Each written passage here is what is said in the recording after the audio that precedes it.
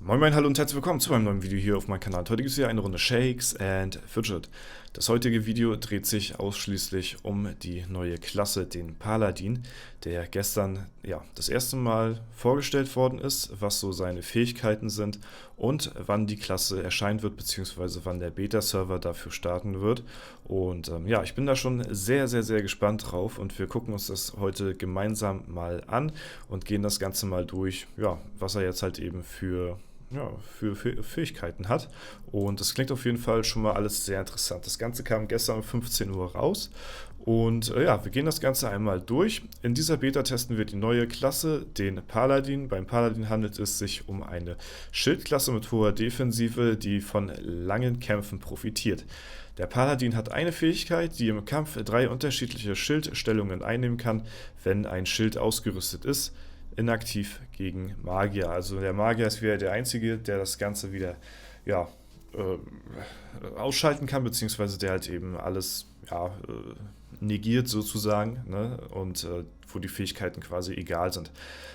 Vorab, bevor wir auf die ganzen Kleinigkeiten mal eingehen, finde ich es mal wieder sehr interessant, dass eine Klasse rauskommt, die höchstwahrscheinlich nicht wirklich so PvE-mäßig stark sein wird.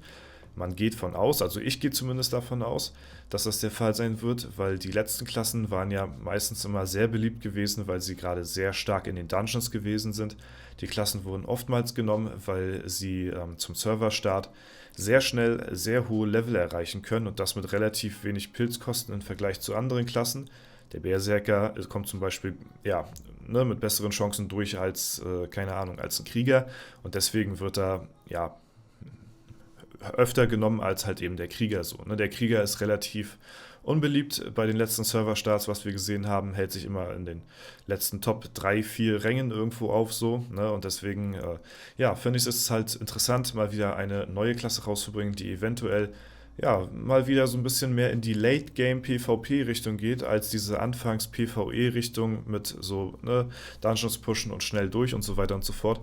Bin ich sehr, sehr, sehr gespannt, wie die Community die neue Klasse annehmen wird und auch wie sie mir gefallen wird. Lassen wir uns da auf jeden Fall mal überraschen und gucken jetzt erstmal rein, was so die Fähigkeiten sind. Wir haben hier einmal verschiedene Stellungen, die hier die Klasse bzw. das Schild der Klasse annehmen kann. Stellung 1 ist neutral, hat keinen weiteren Effekt und hat eine 50-prozentige Chance in die Defensivstellung zu wechseln. Ja, wenn man wohl in der Stellung neutral ist, dann hat man, also man hat immer eine 50-prozentige, halt eben die nächste Stellung, wie ich das so verstehe, zu erreichen. Beziehungsweise, gucken wir jetzt mal einfach bei der Stellung 2 weiter. Wenn wir in der defensiven Stellung sind, also wenn wir die 50-prozentige getriggert haben und sind in der defensiven Stellung, dann haben wir eine Schadensreduktion von plus 11%. Also wir sind nochmal ein bisschen tankiger. Und dann haben wir hier nochmal eine 50-prozentige Chance, in die Offensivstellung zu wechseln. Ja, und in der Offensivstellung haben wir einen Schadensfaktor von plus 35. Ja, und haben von hier aus nochmal eine 50-prozentige Chance, dann in den neutralen Stellungsmodus zu wechseln. Das ist so die große Fähigkeit der Paladin-Klasse. Ja, es wird auch schon geschrieben, manche haben so ein bisschen auch vielleicht gehofft, dass da so eine Art Heal irgendwie mit dabei ist, weil das auch zum Paladin passen würde.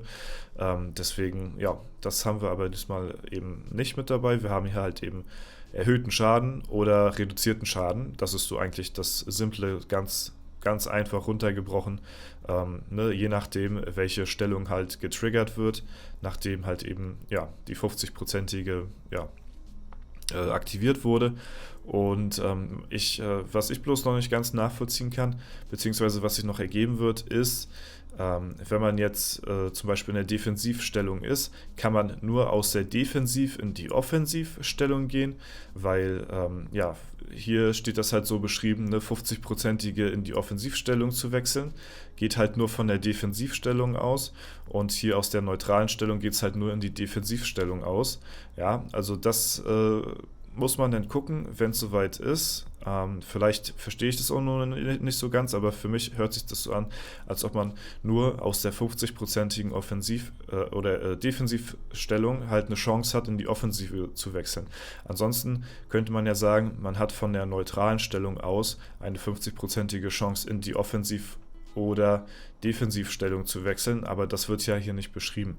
Also wird wahrscheinlich die Klasse wohl eher, gehe ich mal jetzt gerade von aus, also so reime ich mir das jetzt zusammen, in die Defensivstellung wechseln, und von Defensiv hat man denn nur dann eine Chance, in die Offensivstellung zu wechseln und den Schadensfaktor mitzunehmen. Ja, das ist so das, wo ich gerade so ein bisschen am Rätselraten bin. Vielleicht habt ihr da ja einen Einfall. Ja, auf jeden Fall wird es dazu natürlich jetzt wieder auch eine Closed Beta geben, da kommen wir jetzt dazu. Um euch eine Chance zu bieten, an den Closed Beta Test teilzunehmen, werden wir einen Code verteilen, der bis zu 1000 Registrierungen zulässt. Wer zuerst kommt, mal zuerst. Wenn das Limit erreicht ist, wird man sich unter Umständen nicht mehr auf dem Beta-Server anmelden können. Es werden einige persönliche Zugangscodes auf Twitch und YouTube verteilt, haltet die Augen offen.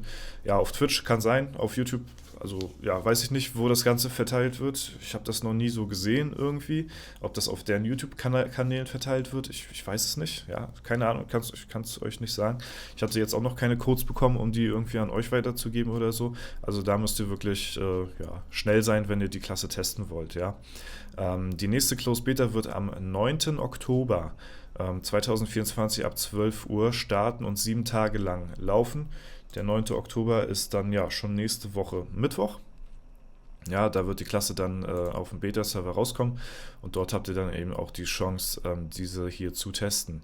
Wir möchten mit den Closed Beta-Tests herausfinden, ob die neue Klasse des Paladin gegenüber den anderen Klassen eine angemessene Stärke besitzt und ob die Klasse in bestimmten Punkten verbessert werden muss.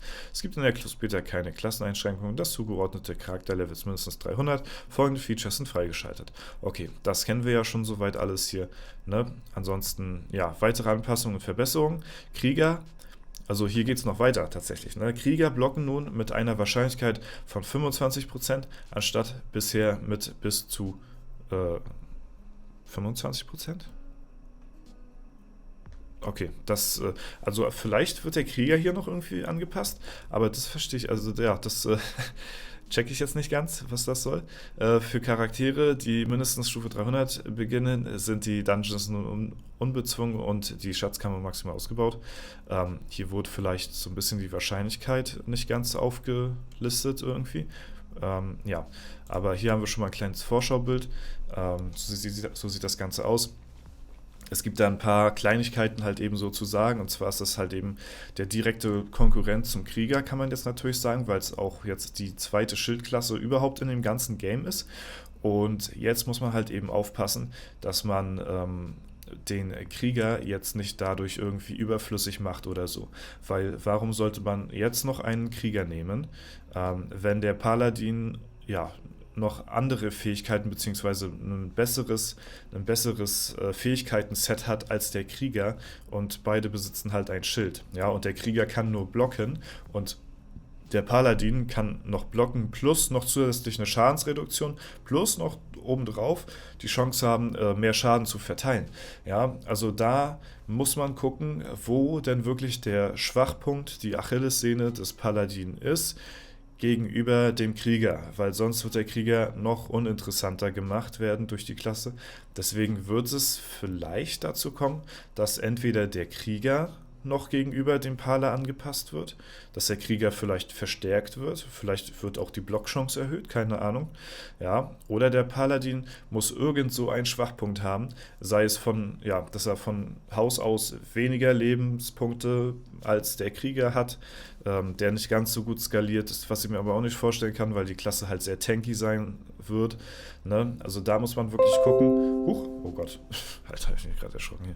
Da muss man wirklich gucken, dass man da das richtige Balancing findet gegenüber den beiden Klassen, dass das halt eben nicht passiert, denn das darf auf keinen Umständen passieren, dass der Krieger schlechter abschneidet da als eben der Paladin, weil einer der souveränen Klassen von Krieger, Kundschafter und Magier Die dürfen halt auch durch eine andere Klasse jetzt nicht wirklich ja, viel schwächer gemacht werden.